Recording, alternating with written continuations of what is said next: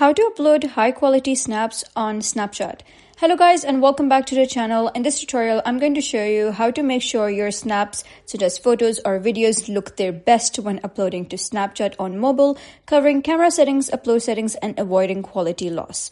So let's get started. First of all, you're going to head over, open Snapchat, and now if your Snapchat is updated, you should see the option of HD right over here. So all you need to do is simply click on HD over here.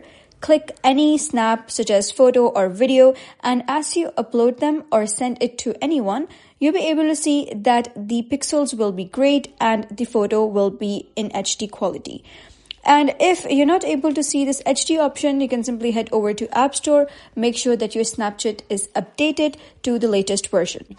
So that is basically how to upload high quality snaps on Snapchat. So if you found this guide helpful, give it a thumbs up and don't forget to subscribe for more helpful tutorials. I'll see you in the next video.